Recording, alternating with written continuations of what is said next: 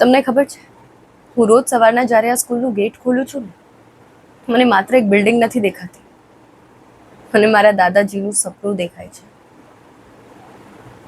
આ બેન્ચ પર કેટલાક બાળકો પહેલી વાર લખવા શીખ્યા હશે, અને આ આંગણામાં કેટલા બાળકો પહેલી વાર હસ્યા હશે.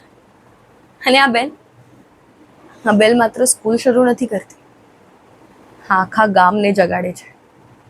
હવે મને ઘણા લોકો આવીને કહે છે કે જરા આ બધું તો બહુ જૂનું થઈ ગયું છે, બદલી નાખશે. પણ તમે જ મને કહો કે જે વસ્તુ રિપેર થઈ શકાય એ આપણે ફેંકી કેમ દઈએ? પછી એ બેન્ચ હોય, સંબંધો હોય, કે પછી સ્કૂલ.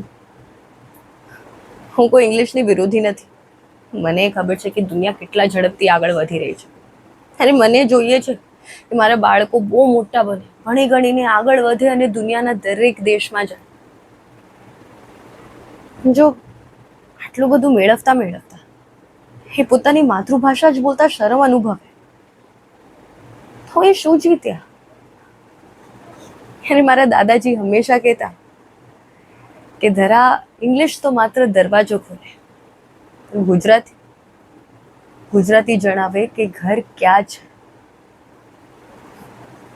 હું માત્ર આ સ્કૂલ બચાવવા માટે નથી લડી રહી, હું દરેક બાળકોની ઓળખ બચાવવા માટે લડી રહી છું. કારણ કે બિલ્ડિંગ તો ફરી બની શકે, અરે આ બેન્ચ પણ નવી આવી શકે, પણ એક બાળક પોતાની ઓળખ ભૂલી જાય ને, એ ખોટ ક્યારે પૂરી નથી થતી.